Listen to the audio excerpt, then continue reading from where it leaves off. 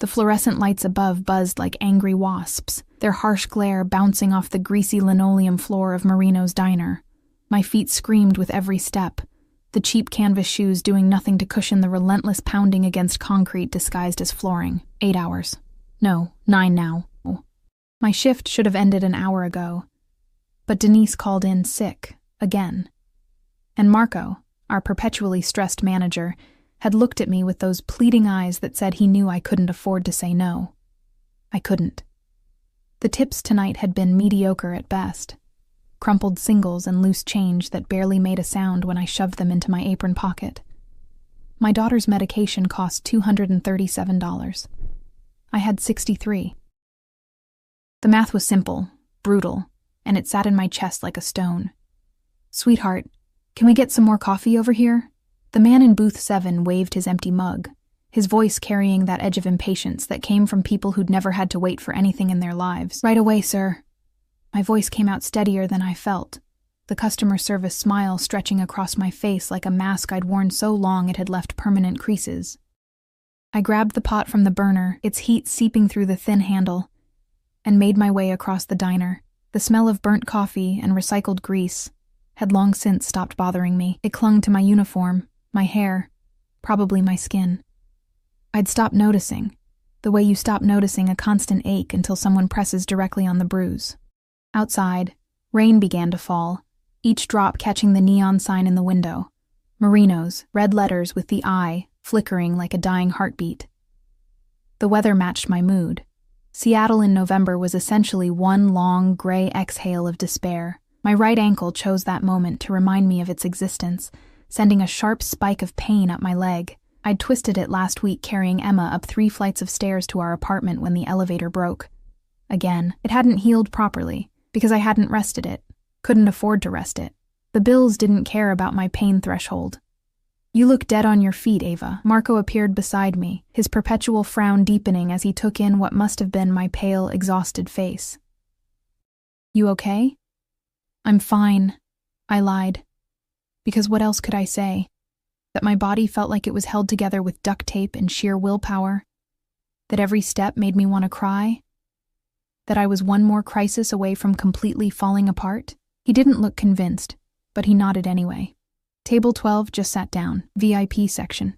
I glanced toward the back of the diner where we kept 3 booths reserved for what Marco called special clientele, the kind of people who tipped well enough to make the extra effort of keeping the area pristine worthwhile. My heart sank. The VIP section meant more walking, more standing, more smiling, but it also meant better tips. "I've got it." I straightened my spine, ignoring how it protested, and smoothed down my stained uniform. The black fabric had seen better days. The white collar yellowed from too many washes in our apartment building's decrepit machines. The VIP section was separated from the main diner by a half wall and some strategically placed plastic plants that were supposed to look upscale, but mostly just looked sad. As I rounded the corner, the atmosphere shifted. The first thing I noticed was the silence. Not actual silence. The diner was never quiet, but a pocket of it. A bubble where sound seemed muted. Careful. 3 men occupied the booth, but my attention snared on the one in the middle. He sat like darkness had taken human form, and decided to wear an expensive suit. Everything about him spoke of money, but not the flashy kind that begged for attention. This was quieter, more dangerous. His suit was black, perfectly tailored to shoulders that suggested he knew his way around more than just boardrooms. The fabric caught the light in a way that my polyester uniform never would, speaking of price tags that probably exceeded my yearly rent. But it was his face that made my breath catch. He couldn't have been more than 30, maybe 32, with features that belonged on some Renaissance painting of a fallen angel. Sharp jawline, dark hair styled with careless precision, and eyes. God, those eyes. Even from a distance, they seemed to absorb light rather than reflect it. Dark, almost black, with an intensity that made my stomach tighten with something that wasn't quite fear, but wasn't quite anything else either. The 2 men flanking him were clearly security. They had that stillness about them, that coiled readiness that suggested violence was always just a heartbeat away. One of them, built like a refrigerator with a crew cut, scanned the diner constantly. The other, leaner but no less dangerous looking, kept his attention fixed on his phone, though I suspected he was aware of everything happening around him. "Good evening, gentlemen. Can I start you off with something to drink?" My voice came out slightly breathless, and I hated myself for it. The man in the middle didn't look up immediately. He was reading something on his phone, his long fingers moving across the screen with practiced ease. His hands were beautiful in a way that seemed almost unfair, elegant, but with scarred knuckles that told stories I probably didn't want to know. When he finally lifted his gaze, the impact was physical. His eyes met mine, and for a moment, the diner, the pain in my feet, the endless weight of my exhaustion, all of it faded into background noise. Water. Still, not sparkling. No ice. His voice was deep, controlled, with an accent I couldn't quite place. Something European, maybe Italian, softened by years in America, but never quite erased. "Of course. And for you?" I turned to the others, grateful for an excuse to break that eye contact. They ordered. Coffee, black, nothing. And I scribbled it down on my pad, though my hand trembled slightly. I could feel his gaze on me, a tangible weight that made the hair on my arms stand up. "We'll need a few minutes with the menu," he said. And it wasn't a request. "Absolutely. I'll be right back with your drinks." I turned, desperate to escape that suffocating attention, and immediately regretted it. My ankle, pushed beyond its limits, decided it had endured enough. It buckled without warning, sending me lurching forward. My hands flew out instinctively, and I grabbed for the table. Not their table, thank God, but the empty one beside it, to catch myself. The water pitcher I'd been carrying for the table across the aisle crashed to the floor, exploding in a spectacular spray of glass and liquid that seemed to spread in slow motion, reaching across the tile like accusatory fingers. The sound in the quiet VIP section was deafening. "Oh God, I'm so sorry, I gasped, trying to right myself, but my ankle gave another sharp protest, and I stumbled again. Pain shot up my leg like lightning, white-hot and blinding. "Don't move." The command came from him, sharp and immediate, cutting through my panic. But I was already bending down, trying to pick up the larger pieces of glass with shaking hands, my vision blurring with tears of humiliation and pain. This was it. This was the moment Marco would fire me. I couldn't afford to be fired. Emma needed her medication. We needed to eat. The rent was already 2 weeks late. I said, "Don't move." The voice was closer now, right above me, and I froze. A hand appeared in my line of vision, that elegant, scarred hand, reaching down. Not for the glass, for me. "You're hurt." It wasn't a question. His voice had lost some of its sharp edge, replaced by something I couldn't identify. "When did you injure your ankle? How did he—" I looked up and found myself eye level with his perfectly polished shoes, Italian leather, probably worth more than everything in my apartment combined. Slowly, my gaze traveled up, past the sharp crease of his trousers, past the subtle gleam of his belt buckle, past the crisp white shirt and dark suit jacket, until I met those fathomless eyes again. He was standing now, having moved faster than I'd registered, and he was looking at me with an expression I couldn't read. Not disgust, not impatience. Something else entirely. Something that made my pulse skip in a way that had nothing to do with fear, and everything to do with a danger I didn't yet understand. "Last week," I heard myself answer, my voice barely above a whisper. "It's fine. Really, it's not fine." He cut me off, then turned his head slightly. "Dante." The refrigerator with a crew cut appeared beside him instantly. "Boss?" "Clear this. And find the manager." His eyes never left mine. "Tell him there's been an accident, but it's been handled. Generously. Boss." The word echoed in my head, settling into place with all its implications. "I can clean it up, really. I don't need—" I started, but he was already reaching down, and before I could process what was happening, his hand closed around my upper arm. Not roughly, but with a firmness that suggested arguing would be pointless. "Can you stand?" he asked, and there was something in his tone now, something almost gentle. "No, That wasn't right. Gentle implied softness. This was control, carefully applied. Yes, but when I tried to put weight on my ankle, it screamed in protest, and I gasped, swaying. His other hand shot out, catching my waist, steadying me. The touch burned through the thin fabric of my uniform, his palm warm and solid against my side. He smelled like something expensive and dangerous, sandalwood and smoke, with an underlying note of gunmetal that shouldn't have been appealing but somehow was. No, you can't. He stated it as fact, then looked at Dante again. Call Dr. Marchetti. Tell him I need him at the palazzo, immediately. Wait, no, I don't need a doctor. I just need to... Panic was rising in my chest now, sharp and acidic. I couldn't afford a doctor. I definitely couldn't afford whatever doctor this man used. Please, I have to get back to work. You can't walk. He said it softly, almost kindly, but with the absolute certainty of someone used to being right. His hand was still on my waist, keeping me upright, and I realized with horror that without it, I would probably collapse. And you won't. Not on my watch. Please, I really can't afford... The words tumbled out before I could stop them, raw and desperate. Heat flooded my cheeks. Nothing like admitting your poverty to a man who probably spent more on his watch than I made in 6 months. His expression didn't change, but something flickered in those dark eyes. Recognition, maybe, or calculation. You misunderstand. His voice remained calm, measured. You're not paying for anything. You were injured while working. That makes it an occupational hazard, which means your employer is responsible. He paused, his gaze sharpening.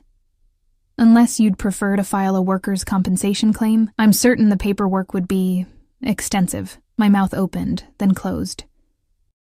Workers' comp meant reports, meant Marco getting in trouble, meant possibly losing the job anyway because suddenly I'd be a liability. The twisted logic of surviving at the bottom. You couldn't afford to protect yourself because protection came with consequences you couldn't afford either. He saw the understanding cross my face and nodded once, satisfied. That's what I thought. So we'll do this my way. Dante? Already called, boss. Doc will meet us in 20. Us. Meet us. Wait. I can't just leave.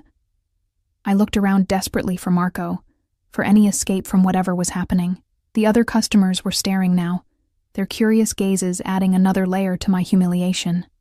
My shift doesn't end for another hour, and your shift ended the moment you injured yourself further by continuing to work on a damaged ankle.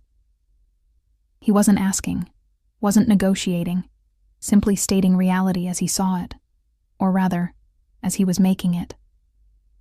You'll come with me, see the doctor, and then we'll discuss your circumstances. Discuss my circumstances. The word sent ice down my spine. Marco appeared then, his face flushed, eyes darting between me and the man whose hand was still on my waist. Mr. Castellano, I'm so sorry for the disruption. We'll of course comp your entire... That won't be necessary. Castellano. The name clicked into place with the force of recognition I'd been avoiding. Castellano. As in the Castellano family. As in the rumors, the whispered stories, the news reports that never quite stuck because witnesses never quite testified. However, your employee requires medical attention. I'm ensuring she receives it. It wasn't a discussion. It was a statement of intent, delivered with the casual authority of someone who'd never been told no, and wouldn't recognize it if he heard it. Of course, whatever she needs. Marco was practically bowing, which would have been funny if I wasn't currently being held upright by what was very likely a Mafia boss. Ava, take whatever time you need. Your job will be here. Her job will be evaluated once she's recovered. Castellano's words were silk over steel. If the working conditions here contributed to her injury, adjustments will need to be made. The threat hung in the air, unspoken, but unmistakable. Marco went even paler. Now, if you'll excuse us. Castellano shifted, and before I could protest, his arm moved from my waist to behind my knees. He lifted me as if I weighed nothing, cradling me against his chest with the kind of ease that spoke of strength carefully controlled. Put me down. The words came out as a strangled whisper. Every eye in the diner was on us now. My humiliation was complete. Please, I can walk. I just need... You can't walk. You already established that when you nearly fell twice. His voice was low, meant only for me, and carried a note of something almost like amusement. Almost. Stop fighting and let me help you. Help. As if men like him helped people like me without expecting something in return. But what choice did I have? My ankle throbbed with every heartbeat, sending waves of nausea through me. I couldn't stand on my own, couldn't work, couldn't even maintain the basic dignity of walking out of here under my own power. So I stopped struggling.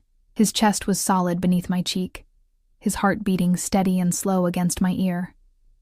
That expensive scent surrounded me. Sandalwood, smoke, and something darker I couldn't name. Dangerous. Everything about him screamed danger. From the way his security moved ahead to check the exit, to the absolute certainty in his movements, to the casual way he'd taken control of my entire situation, in under 5 minutes. The rain hit us the moment we stepped outside. Cold, sharp drops that felt like tiny accusations. A black SUV waited at the curb, sleek and gleaming despite the weather. The windows were tinted so dark they looked like sheets of obsidian. The lean security guard, not Dante, had the rear door open before we reached it. "Easy," Castellano murmured as he maneuvered me inside. The interior was all black leather and new car smell, with seats that probably cost more than my monthly rent. He set me down carefully, his hands lingering a moment longer than necessary, then slid in beside me, too close. The back seat was spacious, but he sat near enough that I could feel the heat radiating from him, could count the gold flecks in those dark eyes if I was foolish enough to look directly at them. Dante took the driver's seat. The other guard, whose name I still didn't know, moved to the passenger side. Doors closed with expensive, solid thuds. The locks engaged with a click that sounded far too final. "Where are we going?" My voice came out smaller than I intended. "My home.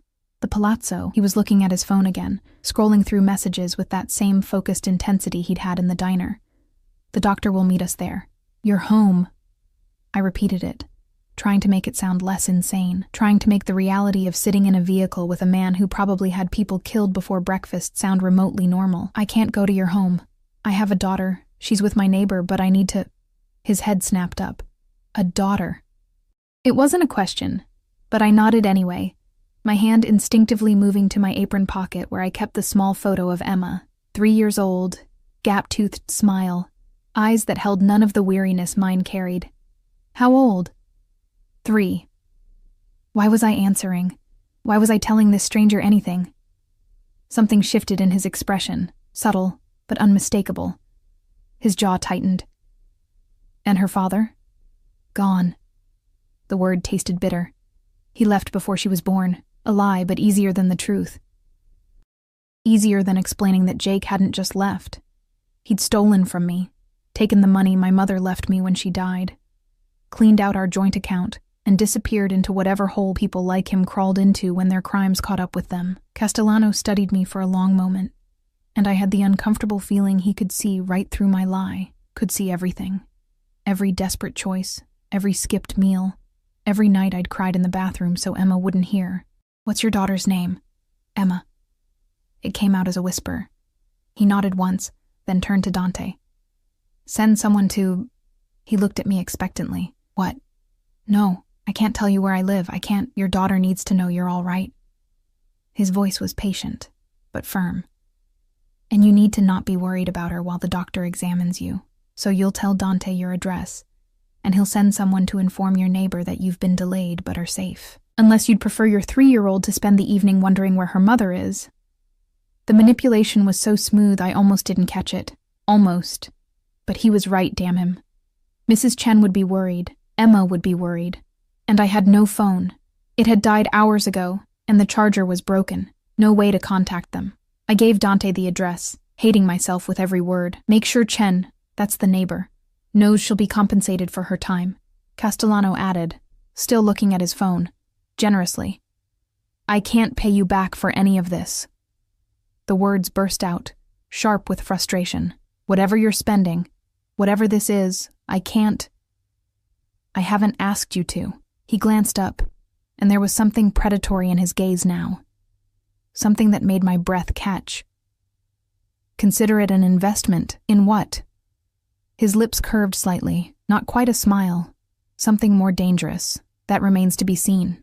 The vehicle glided through Seattle's wet streets, moving with a smoothness that spoke of superior suspension and a price tag I didn't want to contemplate. Rain streaked the windows, turning the city lights into watercolor blurs. We left downtown behind, heading toward the hills where houses became estates, and estates became fortresses. How long have you worked at Marino's? The question came casually, but I was learning nothing this man said was truly casual. 6 months. Since Jake left. Since I'd lost the apartment we could almost afford and moved into the one we definitely couldn't. Since everything fell apart. And before that, I was a student, nursing school. Another life. Another version of myself who thought planning for the future meant something. His eyebrow rose slightly. What happened? Life happened. I kept my voice flat. Babies are expensive. So is rent. Nursing school became a luxury I couldn't afford. He absorbed this information with a slight nod, then returned to his phone. The silence stretched, broken only by the whisper of tires on wet pavement and the occasional murmur as Dante spoke into his earpiece. The palazzo, when we reached it, wasn't what I expected. Not that I'd known what to expect from a Mafia boss's home, but the understated elegance caught me off guard.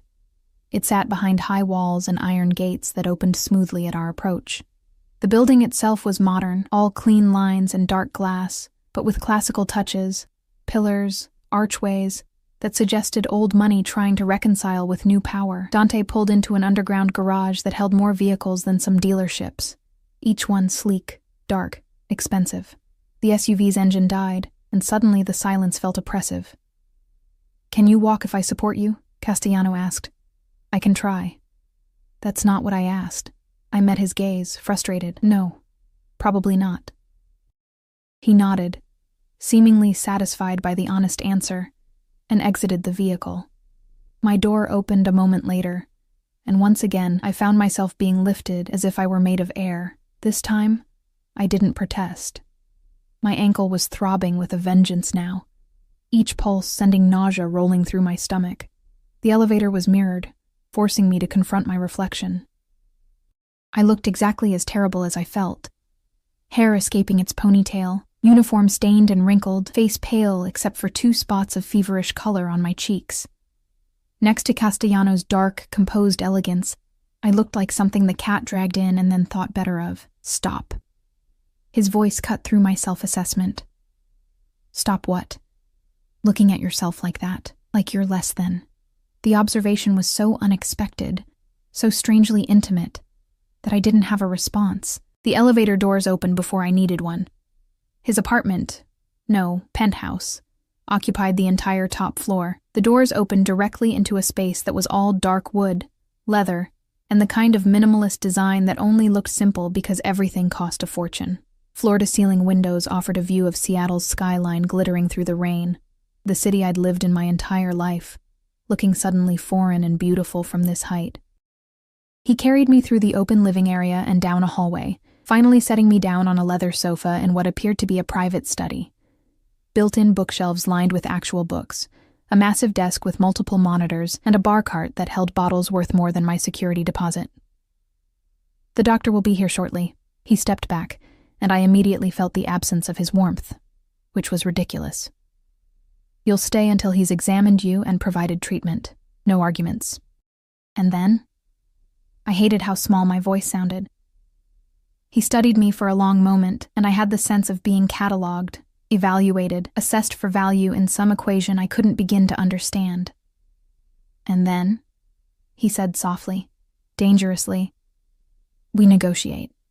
The doctor arrived within 15 minutes, a silver-haired man with kind eyes and hands that moved with practiced efficiency. Dr. Marchetti, Castellano had called him. He examined my ankle with gentle precision, while I sat rigid on the leather sofa, hyper-aware of Castellano watching from his position near the window. "Severe sprain, possibly a minor fracture," Dr. Marchetti announced in accented English, his touch careful as he wrapped my ankle in a temporary brace. "You'll need an X-ray to be certain. But regardless, you've been walking on this for too long. The swelling is significant." Can she walk? Castellano's question cut through the clinical assessment. Not for at least a week, possibly 2. She needs rest, ice, elevation. Crutches at minimum. The doctor looked at me with something like reproach.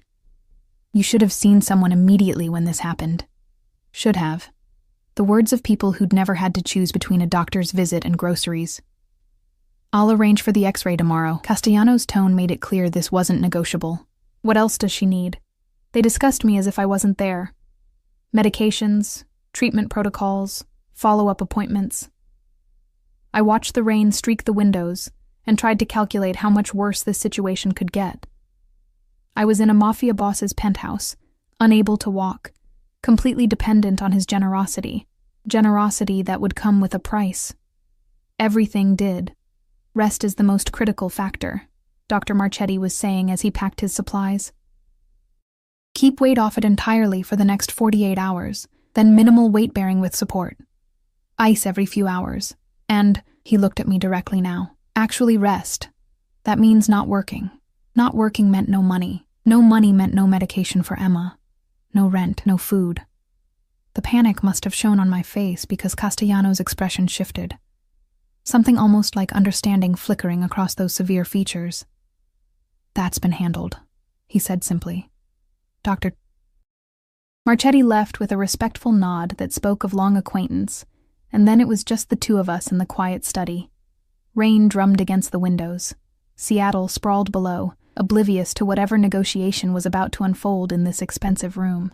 You said we'd negotiate. I broke the silence, needing to control something, anything, even if it was just getting the bad news over with. So, negotiate. What do you want? He moved from the window, crossing the space between us with predatory grace. He didn't sit. Instead, he leaned against the edge of his desk, arms crossed, studying me with that unreadable intensity. Tell me about your daughter's father. Not what I'd expected. The truth this time. My hands twisted in my lap. I told you. You lied. No accusation in his tone, just certainty. Men who simply leave don't generate the kind of fear I see in your eyes. So tell me, what did he do? Maybe it was exhaustion. Maybe it was the pain medication Dr. Marchetti had given me starting to work, loosening my tongue. Maybe it was the strange safety of knowing this man had already seen me at my absolute worst. So what was one more humiliation? He stole from me. The words came out flat, drained of emotion. We weren't married, but we had a joint account. My mother died 2 years ago, left me some money. Not much, but enough to finish school. Enough for a real start. Jake. His name tasted like ashes. He took it all. $23,000. Cleaned out the account and disappeared. Did you report it? A bitter laugh escaped me. Report it to who? The police? We were both on the account. Legally, he had every right to take it. They told me it was a civil matter, that I'd need to sue him. With what money? Using what address, since he vanished? I shook my head. So no, I didn't report it. I just survived. Castellano's jaw tightened, a muscle jumping beneath the skin. His full name. Why? Suspicion crept into my voice. Because men who steal from the mothers of their children deserve consequences. He said it so calmly, so matter-of-factly, that it took a moment for the implication to sink in. No. The word came out sharper than I intended. No, I don't want... Whatever you're thinking, I don't want that. I just want to forget he existed. Does your daughter ask about him? The question hit like a physical blow. She's 3. She doesn't understand yet. But she will. He pushed off the desk, moving closer. Not threatening, exactly, but intense. She'll ask why her father left, why he didn't love her enough to stay, and you'll have to find answers that don't break her heart. How did he know? How could he possibly understand that fear? That someday Emma would look at me with those innocent eyes and ask the questions I had no good answers for. That's my problem to solve, I managed. Perhaps. He crouched in front of me, bringing us eye level. This close, I could see the faint scar along his jaw, the slight crook in his nose that suggested it had been broken at least once, or Perhaps I'm offering you a different solution. What kind of solution? My heart was racing now, and I couldn't tell if it was fear or something more dangerous. You need money. You need stability. You need to provide for your daughter without destroying yourself in the process. He ticked off each point with methodical precision. I can give you all of that. In exchange for what? Because there was always an exchange. Always a price. His lips curved slightly. Your company. I blinked. My company? I find you interesting, Ava. The way he said my name, slow and deliberate, made my skin prickle. You're educated, resilient, and you clearly care more about your daughter than your own well-being. These are admirable qualities, rare ones. You don't know anything about me. I know you continued working on a severely sprained ankle because you needed the money. I know you tried to clean up broken glass while in obvious pain because you were terrified of losing your job. I know you're afraid of accepting help because you've learned that help always comes with strings. His gaze held mine, dark and fathomless. Am I wrong? No. He wasn't wrong. And that scared me more than anything else. What do you actually want? I pressed. Be specific. Dinners, conversations, your presence at certain events where appearing domestic would be advantageous. He straightened, towering over me again. You'll live here, you and your daughter. You'll have your own rooms, your privacy. In exchange, you'll be available when I need you to be. You want me to be what exactly? A mistress? A companion. He cut me off, voice sharp. Nothing you don't consent to. I'm not interested in coercion. Just manipulation? The words slipped out before I could stop them. Surprisingly, he smiled, a real smile this time, brief but genuine. You're braver than you think. Most people don't challenge me. Most people aren't desperate enough to be stupid. It's not stupid to recognize an opportunity. He moved to the bar cart, pouring amber liquid into a crystal glass. You'd have a substantial monthly allowance, enough to save, to eventually return to school if you wanted. Your daughter would attend excellent schools, have everything she needs. Healthcare, stability, safety.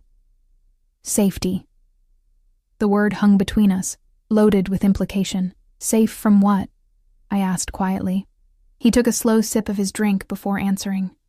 The world is dangerous for women alone with children. You know this already. You've been living it. He gestured vaguely toward my ankle. You injured yourself weeks ago and couldn't afford to rest. How long before it's something worse? How long before you're too hurt to work at all? And then what happens to Emma? Each word landed like a stone, building a wall of logic I couldn't quite climb over. Because he was right. I was one serious injury, one major illness, one broken-down car away from complete disaster. We lived on the knife's edge, and every day was just hoping we wouldn't slip. This is insane, I whispered. Perhaps. He set down his glass. But sanity hasn't served you particularly well, has it? Before I could answer, his phone buzzed. He glanced at it, frowned slightly, then looked back at me. Your neighbor has been informed you're safe. Emma is asleep. Mrs. Chen says to take whatever time you need. The thought of Emma sleeping, unaware her mother was sitting in a stranger's penthouse contemplating an arrangement that felt like selling herself, made my chest tight. I need to think about this, I said finally. Of course. He checked his watch, something sleek and expensive that probably cost more than a year of my salary. It's late. You'll stay here tonight. I can't. You can't walk, he reminded me, patient but firm. And before you panic, there are 6 bedrooms in this penthouse. You'll have your own, with a lock if it makes you feel better. Dante will bring you something to eat, and in the morning, we'll discuss this further. Agreed? What choice did I have? My ankle throbbed with renewed intensity, as if reminding me of my current helplessness. I was trapped here by my own body's limitations, by circumstances I hadn't chosen but couldn't escape. Agreed, I said, hating the defeat in my voice. He nodded, then moved to the door. One more thing, Ava. I looked up at him. This beautiful, dangerous man, who'd somehow turned my life completely upside down in the span of a few hours. Jake Martinez. That's his full name, isn't it? When I didn't answer, he smiled slightly. Your reaction tells me I'm right. Consider it handled. I told you you didn't want him hurt. I heard you. His expression was unreadable, but you didn't say you didn't want your money back. So I'm getting your money back. Call it a gesture of good faith. He left before I could protest further, the door clicking shut behind him with quiet finality. I sat in the expensive silence, surrounded by luxury I'd never aspired to, trapped in a situation I couldn't fully understand. Through the window, Seattle glittered like scattered diamonds, beautiful and distant. Somewhere down there was my tiny apartment, my sleeping daughter, my real life. And here I was, at the top of the world, with a man who terrified and intrigued me in equal measure, being offered everything I needed wrapped in a package I wasn't sure I could afford to accept. The leather sofa was soft beneath me. My ankle pulsed with each heartbeat, and somewhere in my chest, beneath the fear and the exhaustion and the overwhelming sense of unreality, something else stirred. Something I didn't want to name, something that whispered this might not be the worst thing that had ever happened to me. That thought scared me more than anything else. Dante appeared shortly after with a tray of food. Real food. Not the diner leftovers I usually survived on. Soup that smelled like heaven. Fresh bread, fruit that looked like it had been selected by someone who actually cared about quality. I ate mechanically, my mind churning through everything that had happened. The bedroom he led me to was bigger than my entire apartment. The bed could have slept 4 people comfortably. There was indeed a lock on the door, which I used immediately, though I wasn't sure what I was locking out. Or locking in.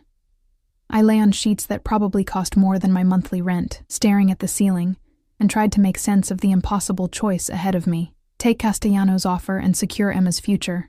Refuse and return to slowly drowning in poverty.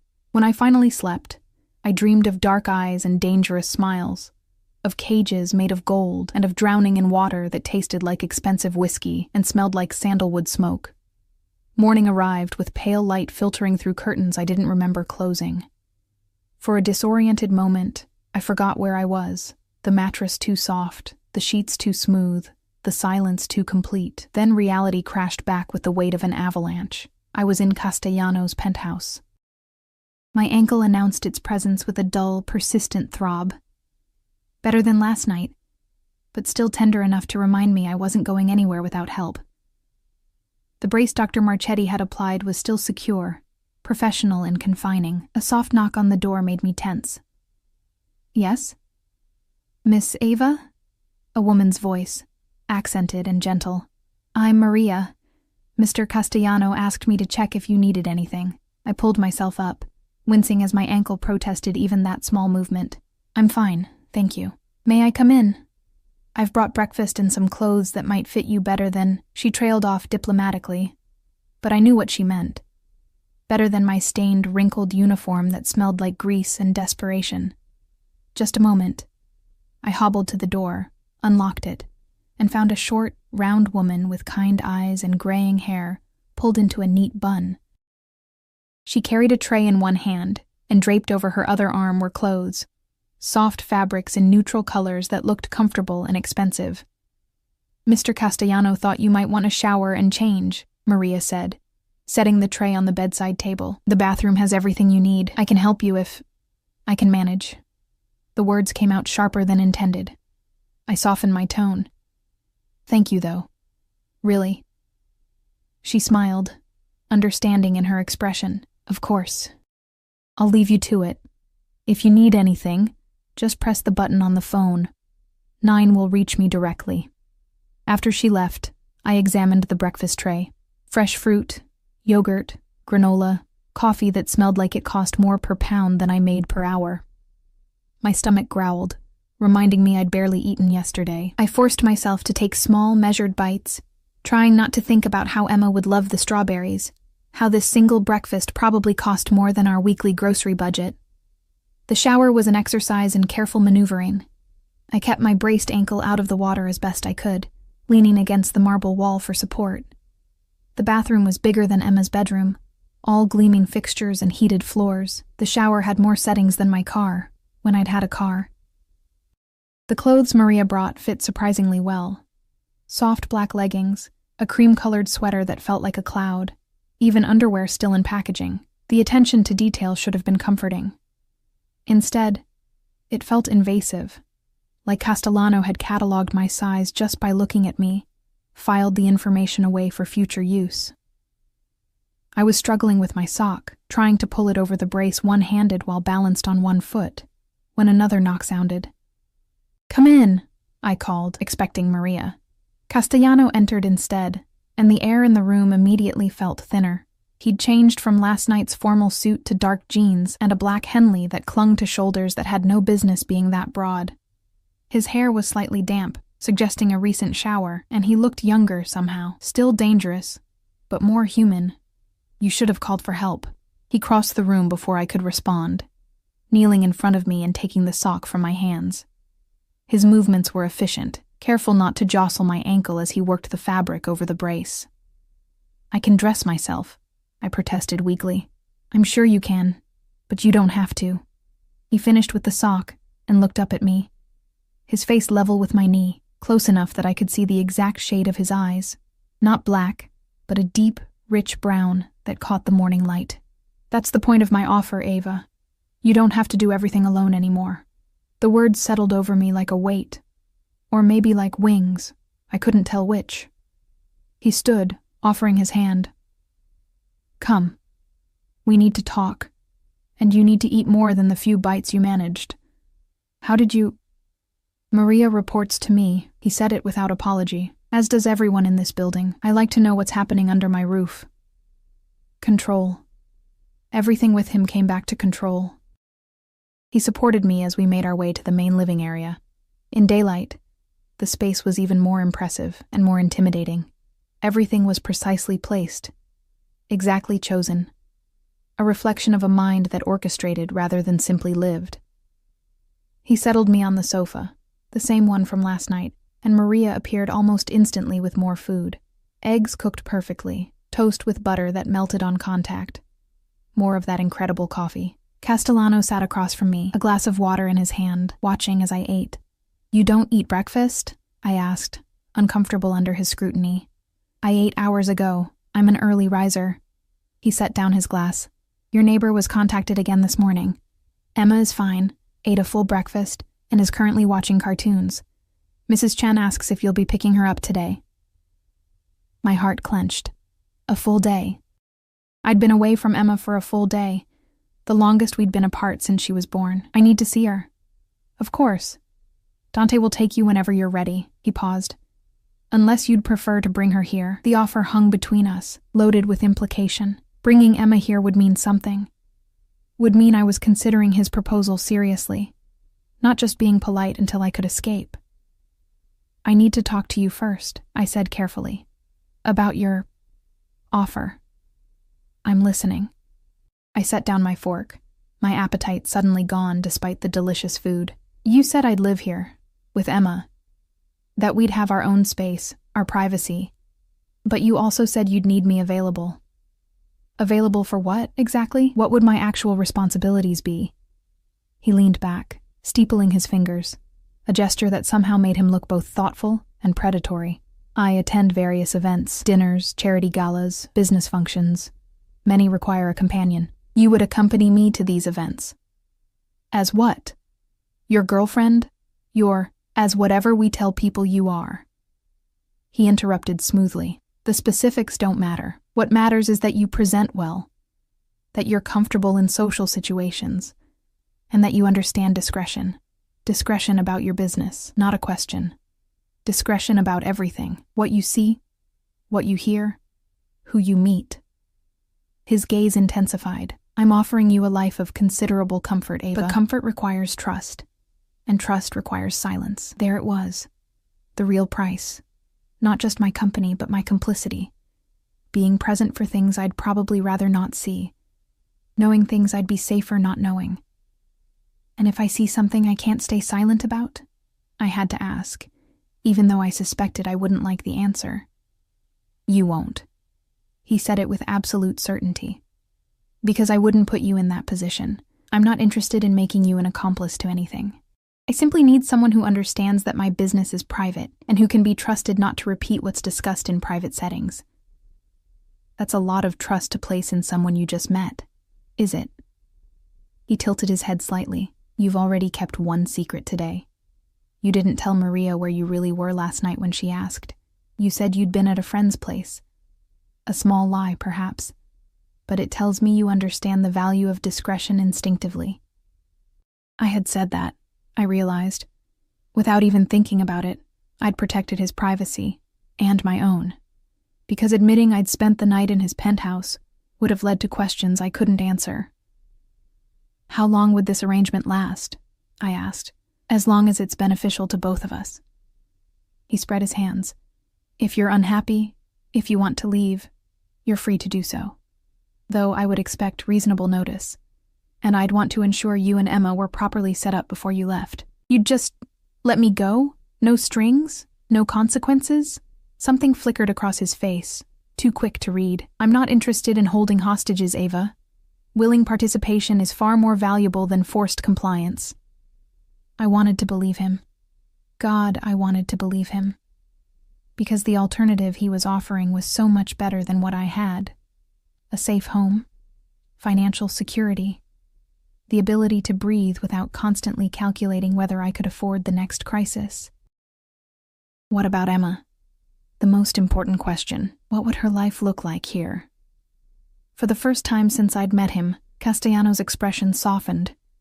Just a fraction, but enough to notice. She would be protected, safe. She'd have access to excellent schools, activities, whatever she needs to thrive, and... He paused, seeming to choose his words carefully. I would ensure she's cared for, but I wouldn't attempt to replace her father or interfere with your parenting. She's your daughter. Those decisions would remain yours. You don't like children? I couldn't help asking. I don't know children. The admission seemed to cost him something. I grew up in a world where childhood ended early, but I respect what you're trying to do for yours. That matters to me. Before I could process that unexpected vulnerability, his phone buzzed. He glanced at it, and his expression shifted, hardened into something cold and dangerous that made my breath catch. Excuse me. He stood abruptly. I need to take this. He moved to the window, his back to me, and answered in rapid Italian. I didn't speak the language, but I understood tone. Whoever was on the other end was getting orders, delivered with the kind of cold precision that reminded me exactly who I was dealing with. When he ended the call, he stood there for a long moment, tension visible in the set of his shoulders. Then he turned back to me, and his expression was carefully neutral again. I have something for you. He pulled an envelope from his pocket and handed it to me. Inside was a check, made out to me, for $23,000. My hands started shaking. What is this? Your money, the amount Martinez stole from you. He said it casually, as if returning tens of thousands of dollars was a normal Tuesday morning activity. He was persuaded to return it. Persuaded. The word tasted like copper. What did you do to him? Nothing permanent? His voice was flat, emotionless. He'll recover, eventually. But he won't be bothering you again, and he'll think twice before stealing from vulnerable women in the future. I should have been horrified, should have been disgusted. Instead, something dark and satisfied coiled in my chest. Jake had taken everything from me, had left me and our daughter to struggle and suffer. And now he'd faced consequences, real consequences. I didn't ask you to do this, I said weakly. No. You asked me not to hurt him, and I didn't. Not seriously. He returned to his seat, watching me with those inscrutable eyes. But you didn't ask me not to get your money back. So I did. Consider it a demonstration. Of what? Of what it means to be under my protection. He leaned forward slightly.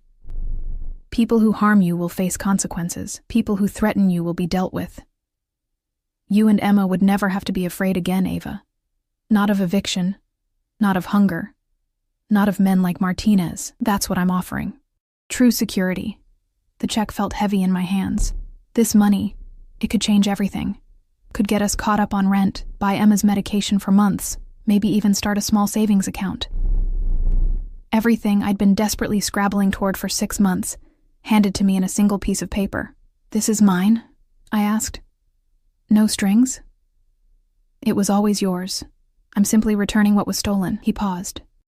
"Though I'd be lying if I said I wasn't hoping it would influence your decision about my offer." At least he was honest about the manipulation. I looked at the check again, then at Castellano, then at the floor-to-ceiling windows showing Seattle stretched out below. Up here, everything looked clean, ordered, safe. Down there was chaos and struggle and the grinding daily battle to survive. "I need to see Emma first," I said finally. "Before I decide anything, I need to see my daughter." He nodded, as if he'd expected this. "Of course. Dante will drive you. Take whatever time you need." He stood, preparing to leave, then paused. "Ava." I looked up at him. "Your daughter is lucky to have a mother who fights so hard for her. Whatever you decide, remember that." He left me alone with the check, the expensive breakfast, and the impossible choice. The ride to my apartment building felt surreal. Dante navigated the sleek SUV through Seattle's gray streets while I sat in the back, clutching the check like a talisman. $23,000. More money than I'd seen in one place since my mother died. Money that Jake had stolen, that I'd thought was gone forever. Money that Castellano had recovered through methods I definitely didn't want to examine too closely. "We're here, Miss Ava." Dante's voice was respectful but firm. He'd barely spoken during the drive, but I'd felt his constant awareness.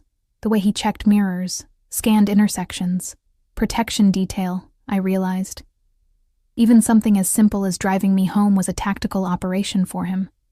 My building looked even more depressing than usual. Cracked concrete steps, graffiti on the entrance door that management had given up trying to remove, windows with bars that were supposed to make us feel safe, but mostly just reminded us we lived somewhere that needed bars on the windows. "I'll help you up." Dante was already out of the vehicle, opening my door before I could protest. "I can manage." "Boss's orders, miss. You don't walk unassisted until the doctor clears you." Boss's orders. I was going to have to get used to that phrase if I accepted Castellano's offer. Everything in his world operated on orders, on carefully maintained control. Dante supported me up the 3 flights of stairs, the elevator still broken, of course, and waited while I knocked on Mrs. Chen's door. The familiar sound of cartoons filtered through the thin walls, along with Emma's laugh. That sound, that pure, delighted giggle, made my chest ache. "Mrs." Chen opened the door, her weathered face breaking into a relieved smile. "Ava, come in, come in. Emma's been asking for you all morning." "Mama!" Emma launched herself at me, and I barely had time to brace before her small body collided with my legs. Pain shot through my ankle, but I didn't care. I crouched, awkwardly, carefully, and pulled her into my arms, breathing in the familiar scent of her strawberry shampoo and the indefinable smell that was just Emma. "Hi, baby girl." My voice cracked. "I missed you so much. Where were you?" She pulled back, her green eyes, Jake's eyes, unfortunately, searching my face with that uncanny perception 3-year-olds sometimes have. "Mrs. Chen said you got hurt." "I twisted my ankle at work, sweetheart, but I'm okay now." I smoothed her dark hair, so like my own. "Did you have fun with Mrs. Chen?" "We made cookies." She pointed to the kitchen, where I could see evidence of enthusiastic baking. Flour everywhere, dishes piled in the sink. And we watched Frozen, and I slept in the big bed, and she suddenly noticed Dante standing in the doorway, and her enthusiasm dimmed to uncertainty. "Who's that?" "That's Dante. He's a friend. He helped Mama get home." Dante, to my surprise, crouched to Emma's level, his hard features softening slightly. "Hello, Emma. Your mama tells me you like cartoons." Emma nodded shyly, half hiding behind my leg. "My niece loves cartoons too, especially the ones with princesses." He glanced at me, then back to Emma. "Maybe your mama will let me wait in the car while you two talk." It was smoothly done, giving me privacy while also making it clear he wasn't leaving. Protection, I realized again. Or surveillance. Maybe both. After Dante left, Mrs. Chen made tea while Emma showed me her coloring book, chattering about everything I'd missed. Normal. Beautifully, perfectly normal. This was our life. Small apartment, borrowed space, makeshift family comprised of whoever was kind enough to help. Ava, dear. Mrs. Chen's voice pulled me from Emma's explanation, of why she'd colored the princess's dress purple instead of pink. That man who came by last night, the one who gave me money. She paused meaningfully. He was very well-dressed. I'd known this conversation was coming. Mrs. Chen had raised 3 kids, survived 40 years in this neighborhood, and had developed a radar for trouble that rivaled any security system. He's my boss. The lie came easier this time. He felt bad that I got hurt at work, so he's helping out until I can work again. Your boss. She didn't sound convinced. At the diner? It's complicated. I kept my voice low, conscious of Emma sitting nearby. But he's helping us. And right now, I need help. Mrs. Chen studied me for a long moment, then sighed. Just be careful, dear. Men like that. Men with money and power. They don't help people for free, I know. The words tasted bitter because they were true. But sometimes you take the help anyway, because the alternative is worse. She squeezed my hand, understanding in her tired eyes. She'd made her own difficult choices over the years. We all did, those of us living at the bottom, constantly calculating which risks were worth taking. After an hour of playing with Emma, reality began reasserting itself. Our apartment was across the hall, closer, but still requiring me to walk. And when I opened the door, the familiar space hit differently. The sagging couch I'd bought third-hand, the tiny kitchen with appliances that worked most of the time, Emma's corner, carefully organized despite the cramped space, with her small bed and milk crates serving as shelves for her few toys. This was home. This was safety, in its own way. Known quantities, familiar struggles, but it was also slowly killing me. I saw it now with fresh eyes. The water stain on the ceiling that suggested plumbing issues in the unit above, the draft from windows that didn't quite seal, the thin walls that transmitted every argument from neighbors on both sides. This was what I'd been killing myself to maintain. This was what I'd destroyed my ankle protecting. Mama, can we have grilled cheese? Emma tugged on my sweater, oblivious to my crisis of perspective. Of course, baby. I hobbled to the kitchen, leaning heavily on counters for support. The refrigerator held some cheese, probably expired, bread that was getting stale, and not much else. I'd planned to grocery shop yesterday before everything had changed.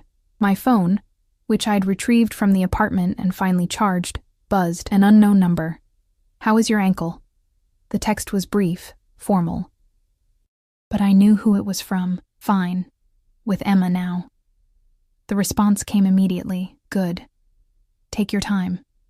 Dante will wait as long as necessary. I stared at the message, then at Emma sitting at our tiny table, swinging her legs and humming to herself, happy, innocent, unaware that her mother was contemplating upending both their lives. The check was in my pocket. I could cash it, use it to catch up on everything, maybe even find a slightly better apartment. Go back to the diner, back to the grind, back to barely surviving, or I could accept Castellano's offer. Security, comfort, protection. All the things I desperately wanted for Emma. All the things I couldn't provide alone, but at what cost? I made the grilled cheese, cut it into triangles the way Emma liked, and watched her eat. She had a smear of cheese on her cheek, her hair was tangled from playing, and she was perfect. Absolutely perfect, and she deserved so much more than I could give her. That realization settled over me like a heavy coat. My phone buzzed again. Not Castellano this time, but Marco from the diner. Need to know if you're coming back. Got bills to pay. Can't hold position indefinitely. Of course he couldn't. I was replaceable. We all were. Those of us at the bottom. One injury, one crisis, and you were out. Someone else would take your place before your spot at the time clock was even cold. I thought about going back. About the endless shifts, the aching feet, the tips that never quite added up. About slowly destroying my body for wages that would never be enough. About Emma growing up watching her mother disappear piece by piece into exhaustion and desperation. Then I thought about Castellano's penthouse, about Maria's kindness, Dr. Marchetti's gentle efficiency, the implicit promise of a life where I wouldn't have to choose between my health and my rent. Where Emma could have music lessons and good schools and a childhood that didn't taste like desperation. I picked up my phone and typed carefully. I need to talk to you. Can Dante bring us back? The response was immediate. Of course. Whenever you're ready. I looked at Emma, my beautiful girl, and made my choice. Maybe it was the wrong one. Maybe I'd regret it. But it was mine to make, and I was making it for her. Emma, baby, how would you feel about going to see a new place? She looked up, cheese still on her cheek. Like an adventure? Yeah, sweetheart. Like an adventure. An hour later, we were back in the SUV. I'd packed a bag, just essentials, because I still wasn't sure this was permanent, still wasn't ready to commit completely. Emma sat beside me in a car seat that definitely hadn't been there earlier, secured with the kind of efficiency that suggested Dante had done this before. Nice car, Emma announced, touching the leather seats with wonder. It smells like new shoes. Despite everything, I smiled. Trust a 3-year-old to sum up luxury as smelling like new shoes. The palazzo looked different in afternoon light. Less intimidating, maybe. Or perhaps I was just getting used to the idea of it. Dante helped me from the car, then turned to Emma with unexpected gentleness. Want to see something cool? Emma nodded eagerly, and he pressed a button on his key fob. The SUV's lights flashed in a complex pattern that made Emma gasp with delight. Again, she demanded, and Dante obliged, his stern face almost smiling.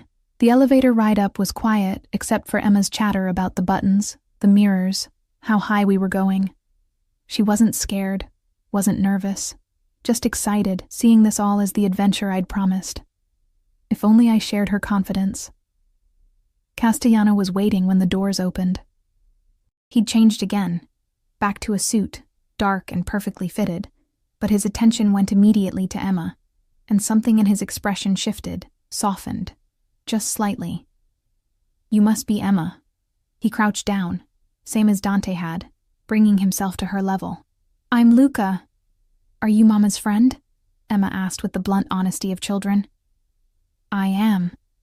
He glanced at me briefly, something unreadable in his dark eyes. And I'm very happy to meet you. Do you have toys? Trust Emma to cut straight to what mattered. I don't. He said it seriously, like this was an important admission. But we could get some if you'd like. What's your favorite? Dinosaurs, Emma announced proudly. The big ones with long necks. Brachiosaurus, Castellano Luca said with a small smile. Excellent choice. He stood then, offering me his hand. I took it, let him help me up, and tried to ignore how his touch sent sparks along my skin. Maria has prepared rooms for you both, he said quietly. Connected, so Emma will be close. I thought you'd prefer that. Thank you. The words felt inadequate. He led us down a hallway I hadn't seen before, to a suite that took my breath away. The main room was decorated in soft neutrals, with a large bed, sitting area, and windows that offered the same stunning city view. But it was the connecting room that made my throat tight. A child's bedroom, already furnished. Not pink or purple or any of the princess cliches. Instead, it was done in soft greens and blues, with cloud-painted walls and a bed shaped like a reading nook. And there, on a shelf clearly installed recently, was a collection of dinosaur figures, including several long-necked Brachiosaurus. When did you... I started. This morning. After you said you needed to see Emma, he was watching my reaction carefully. I wanted her to feel welcome. Emma had already discovered the dinosaurs, letting out a delighted squeal that made my eyes burn with tears I refused to shed. You didn't have to do this, I whispered. Yes, I did. He turned to face me fully. If you're going to trust me with your safety, with your daughter's happiness, then I need to show you I'm worthy of that trust. This, he gestured to the room, is just the beginning. Mama, look. Emma held up a purple triceratops. Can I play with them? Of course you can, baby. They're yours. As Emma settled into playing, making the dinosaurs have elaborate conversations, Luca guided me back into the main room, closing the connecting door slightly so we could talk, but I could still see Emma. So, he settled into the chair across from me. Have you made your decision? I looked at the room. Beautiful, safe, comfortable. Looked through the doorway at Emma, happier than I'd seen her in months. Thought about the check in my pocket, the choices that had led me here, the future I could give her if I was brave enough to take this chance. I have conditions, I said finally. I'm listening. Emma comes first. Always. If I ever feel she's unsafe or unhappy, or if this arrangement isn't working for her, we leave immediately. No arguments. Agreed. I want everything in writing. The financial arrangement, the expectations, all of it. Clear terms. My lawyer will draft something by tomorrow. And I took a breath. I need to know what I'm really getting into. Your business, your world. I won't be complicit in anything that hurts people, and I won't raise Emma around violence. His expression darkened slightly. My business is complicated. But I can promise you this. You'll never be asked to participate in anything illegal, and Emma will be kept completely separate from the less pleasant aspects of my work. She'll be protected, insulated. As will you. Can you really promise that? To keep us separate from the danger? Yes. He said it with absolute certainty, because you're not an asset to be used, Ava. You're... He paused, seeming to search for words. You're something different, something I want to protect, not exploit. The intensity in his gaze made my breath catch. This was more than a business arrangement for him. I could see it in the way he looked at me, in the care he'd taken with Emma's room, in the fierce protectiveness that had made him track down Jake and recover my money. This was dangerous, not because he was dangerous, though he absolutely was, but because I could feel myself responding to it. To him. To the promise of safety and security, and someone actually giving a damn whether I survived. Okay, I said quietly. We'll try it. A trial period, 3 months. If it's not working, for any of us, we can end it. No hard feelings. Something flashed across his face, relief maybe, or satisfaction. 3 months, he agreed. But Ava, yes, it's going to work. He leaned forward, his voice dropping to something almost intimate. Because I don't fail at things I care about. And I find that I care quite a bit about making sure you and Emma are happy here. Before I could respond, Emma appeared in the doorway, clutching 3 dinosaurs. Mama, can Luca play dinosaurs with us? I looked at him, this powerful, dangerous man who'd orchestrated my life with casual efficiency, and waited to see what he'd say. He smiled. Actually smiled. Genuine and warm. I'd be honored. And there, in that expensive penthouse high above Seattle, with my daughter's laughter filling the air, and a man I barely knew arranging plastic dinosaurs with unexpected gentleness, I let myself believe, just for a moment, that maybe everything would be okay. Maybe I'd found something more than just security. Maybe I'd found a place where Emma and I could finally stop running, stop struggling, stop simply surviving. Maybe I'd found home. The city glittered outside our windows. The rain had cleared to reveal late afternoon sun, and Emma's voice rose in delighted storytelling as she made her dinosaurs explore their new world.